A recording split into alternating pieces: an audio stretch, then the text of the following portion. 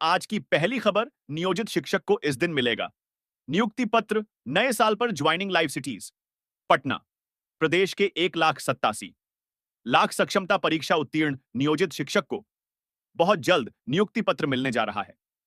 शिक्षा विभाग भव्य नियुक्ति पत्र वितरण कार्यक्रम आयोजित करने जा रहा है। पटना मुख्यालय सहित प्रदेश के 31 जिलों में बृहद पैमाने पर नियुक्ति पत्र वितरण कार्यक्रम होगा। शिक्षा विभाग ने जिले के वरीय पदाधिकारियों को नियुक्ति पत्र वितरण कार्यक्रम के लिए जिम्मेदारी भी सौंप दी है। सभी पदाधिकारी अपने आवंटित जिले में नियुक्ति पत्र सौंपेंगे। वहीं शिक्षा विभाग ने इसके लिए सभी पदाधिकारियों की 15 नवंबर बैठक बुलाई है।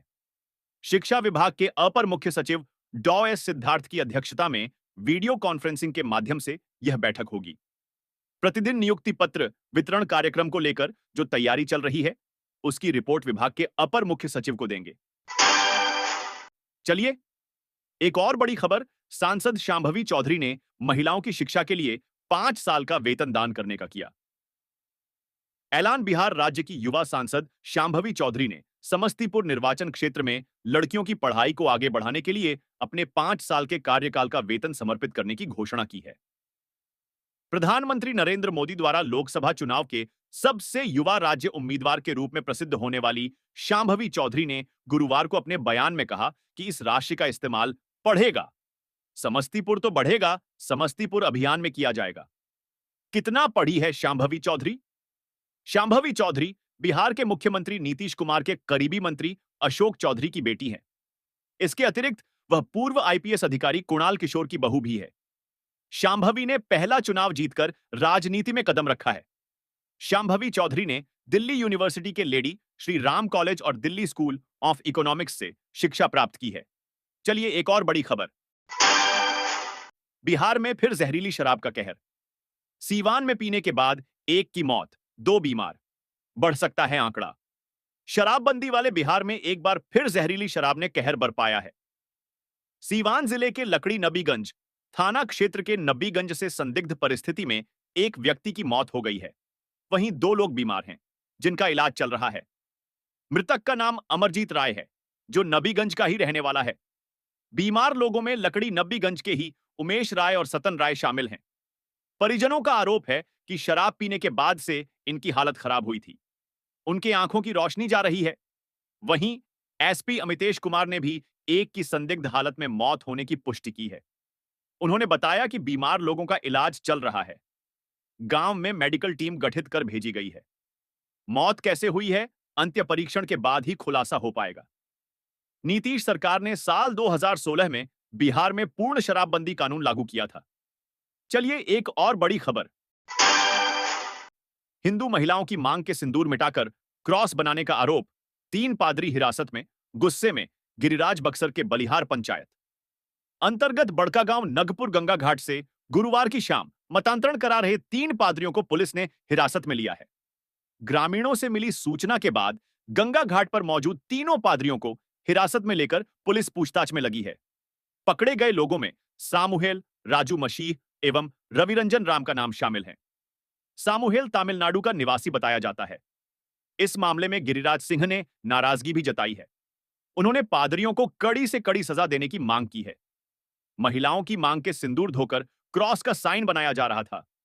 ग्रामीणों का कहना है कि अचानक गंगा घाट पर काफी भीड़ देख जब लोग पहुंचे तो वहां मौजूद 3 पुरुष लगभग 60 से अधिक महिलाओं और पुरुषों को झाड़ फूंक के माध्यम से बीमारी ठीक करने का झांसा देकर गंगा में स्नान करा रहे थे। चलिए, एक और बड़ी खबर, बिहार, एनडीए सरकार में बिहार की बहार। 3 दिन में पीएम मोदी ने दी 19,000 करोड़ की सौगात। जून 2024 को जैसे ही तस्वीर साफ हुई कि 10 साल बाद केंद्र में एक बार फिर से गठबंधन की सरकार बनने जा रही है, तो मानो बिहार का भाग्य खुल गया। अब इसका असर भी दिखने लगा है। प्रधानमंत्री मोदी 15 नवंबर को 3 दिन के अंदर दूसरी बार बिहार आए और उन्होंने सूबे को करीब 19,000 करोड़ का सौगात दिया। बीते 13 नवंबर को प्रधानमंत्री ने दरभंगा में एम्स का शिलान्यास करते समय 12,000 करोड़ से ज्यादा की परियोजनाओं का उद्घाटन और शिलान्यास किया था। वहीं आज जमुई से उन्होंने 6,46,000 करोड़ रुपए की कई विकास परियोजनाओं का उद्घाटन और शिलान्यास किया। बिरसा मुंडा की जयंती में शामिल हुए प्रधानमंत्री मोदी 15 नवंबर को भगवान बिरसा मुंडा की 150वीं जयंती पर आयोजित जनजातीय गौरव दिवस समारोह में भाग लेने के लिए जमुई आए। चलिए एक और बड़ी खबर। पीएम मोदी के बिहार से जाते ही मुख्यमंत्री नीतीश कुमार दिल्ली के लिए हुए रवाना। सियासी हलचल तेज। प्रधानमंत्री मोदी 48 घंटे के अंदर दूसरी दफे बिहार पहुंचे हैं। पीएम मोदी 13 तारीख को दरभंगा में थे। आज 15 नवंबर को जमुई में जनजातीय गौरव सम्मान सम्मेलन में शिरकत किए। वहीं पीएम मोदी के बिहार से जाते ही सीएम नीतीश भी दिल्ली के लिए रवाना हो गए हैं। सीएम नीतीश जमुई में हुए कार्यक्रम में शामिल हुए थे। जमुई से वापस आने के बाद सीएम नीतीश दिल्ली के लिए रवाना हो गए हैं। पीएम मोदी के साथ उनके करीबी मंत्री और राज्यसभा सांसद संजय झा भी मौजूद थे। वहीं सीएम नीतीश के अचानक दिल्ली जाने से बिहार की सियासी हलचल तेज हो गई। बता दें कि जमुई में पीएम मोदी की मौजूदगी में मुख्यमंत्री नीतीश कुमार ने बड़ा खुलासा करते हुए कहा कि अब ऐसी गलती नहीं होगी। पप्पू यादव को धमकी देने का मामला निकला फर्जी।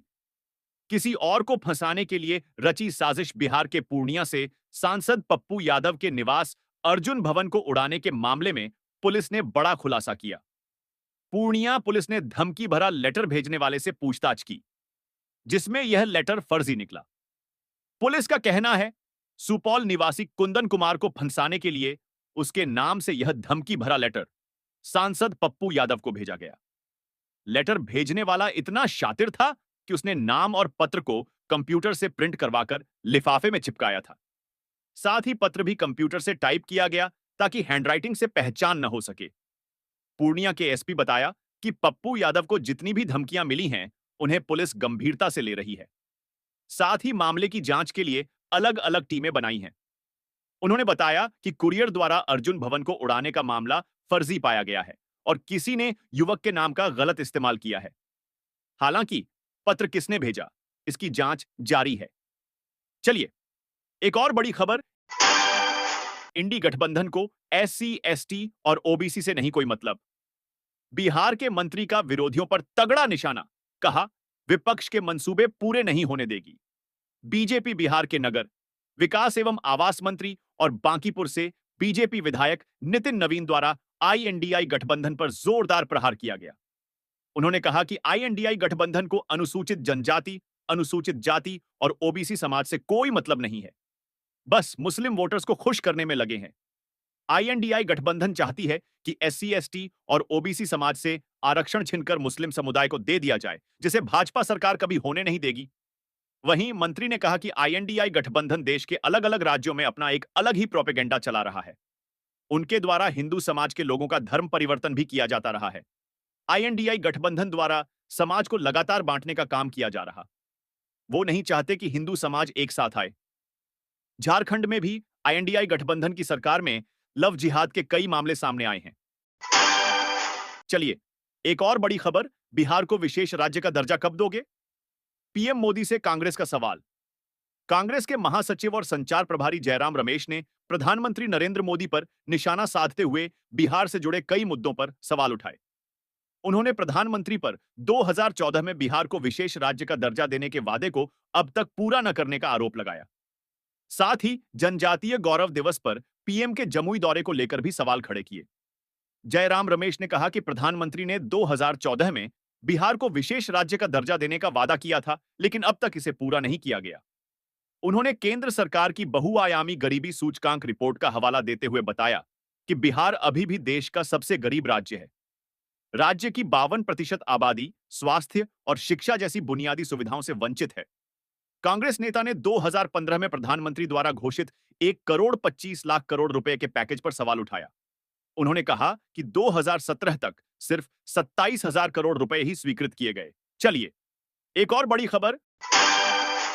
पीएम मोदी ने जनजातीय गौरव दिवस पर 6,640 करोड़ रुपए की योजनाओं का दिया तोहफा। बिहार में ली खास सेल्फी। प्रधानमंत्री नरेंद्र मोदी शुक्रवार को बिहार के जमुई जिले पहुंचे और भगवान बिरसा मुंडा की 150वीं जयंती के मौके पर आयोजित जनजातीय गौरव दिवस समारोह में भाग लिया। इस मौके पर उन्होंने 6,46,000 करोड़ रुपए से अधिक की विकास परियोजनाओं का उद्घाटन और शिलान्यास कर लोगों को तोहफा दिए। इन परियोजनाओं में सड़क, बिजली, जल आपूर्ति और स्वास्थ्य क्षेत्र से जुड़ी महत्वपूर्ण योजनाएं शामिल हैं। पीएम जनमन योजना। पीएम मोदी भगवान बिरसा मुंडा की स्मृति में विशेष स्मारक सिक्के और डाक टिकट का भी अनावरण भी किया। उन्होंने समारोह स्थल पर लगे जनजातीय हाट का भी जायजा लिया। उन्होंने कई वस्तुओं के विषय में जानकारी भी प्राप्त की। प्रधानमंत्री जनजातीय आदिवासी न्याय महाअभियान पीएम जनमन के तहत निर्मित 11,000 आवासों के गृह प्रवेश में शामिल हुए।